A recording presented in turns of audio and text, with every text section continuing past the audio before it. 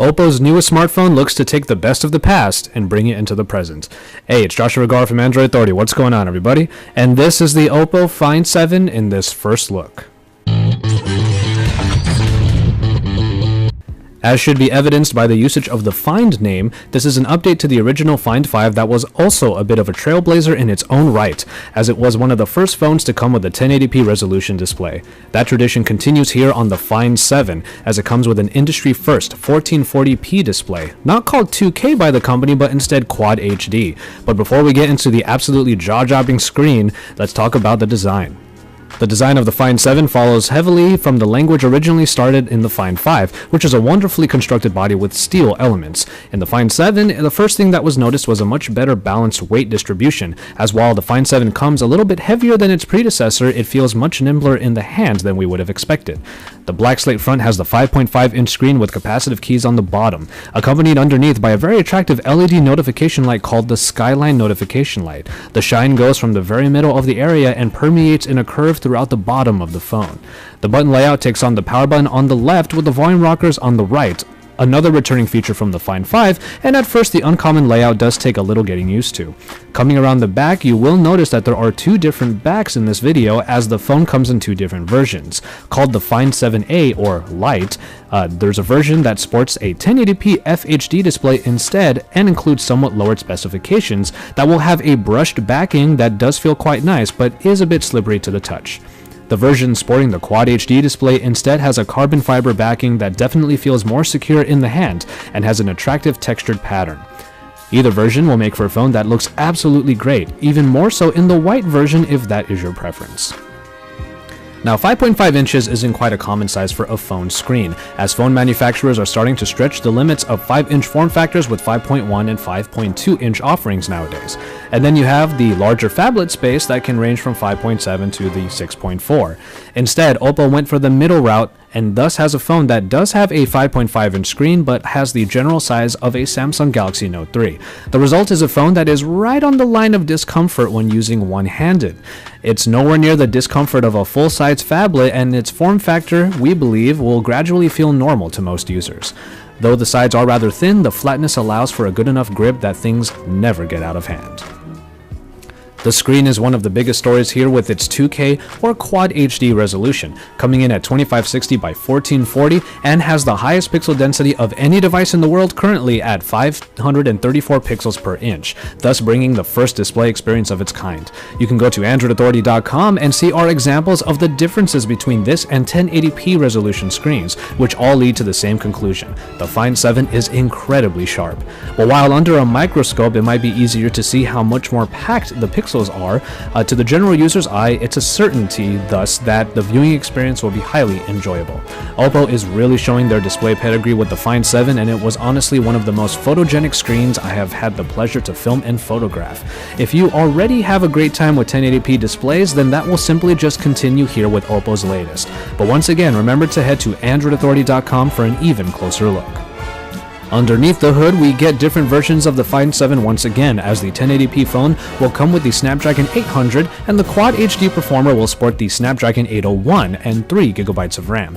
The Color OS, while not necessarily considered minimalistic in its feature set, actually flew by very smoothly in either version we tested, making this phone sit among its competition in terms of sheer performance. For the most part, the only thing really hindering our speedy experience on the Find 7 was having to hold down the home button to access the recent app screen. And in terms of hardware, Oppo wanted to step their game up even further by offering expandable storage underneath that removable back. And as far as connectivity goes, this is the first Oppo smartphone to handle LTE connections, as it will be made available in every market's version of the phone. That's a big deal for anyone otherwise sick of Oppo's HSDPA connectivity available on previous offerings. But the biggest story in hardware here is definitely in regards to the battery. 3000 mAh might sound pretty normal for the 1440p phone, but Oppo has built in a technology allowing for what is called multi-step constant current charging. Now that all sounds like technical talk, but here's the gist. Oppo claims that the phone can go from 0 to 75% battery life in half an hour. Bottom line is, you're looking at the best-in-class charging speeds of any smartphone. We're excited to put it to the test, but in the end, faster charging time is an exciting prospect indeed. Moving into the camera, we have a 13 megapixel optic package powered by the latest generation Sony Xperia RS sensor. The result is a photography experience that is greatly enhanced but still feels pretty familiar.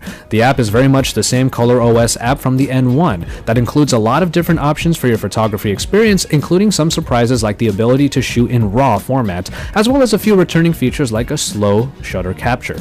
I turned on the touch to capture feature and found the app very snappy, getting its focus point very quickly and then going from shutter to file in very little time. And during our first glance, the pictures all looked quite nice, but our full review will really put it through its paces, so stay tuned for that. And finally, we'll talk about the software, as we have the ColorOS that returns from the Oppo N1. While we were told the new version of this operating system is definitely on its way, the ColorOS is already pretty feature-packed from the top down. On the home screens, there are the live media widgets for extra fun. Despite some interesting shape choices here and there, the general experience is what you would expect, especially with the ColorOS being one of the few Asian user interfaces that still uses an app drawer. Dive deeper into the experience, however, and you'll be sure to find plenty of little gems that range from gimmicky to incredibly useful. The useful features include the gesture panel that you can bring down by sliding from the left of the drop-down, and in there you can draw any number of programmable gestures to perform a bunch of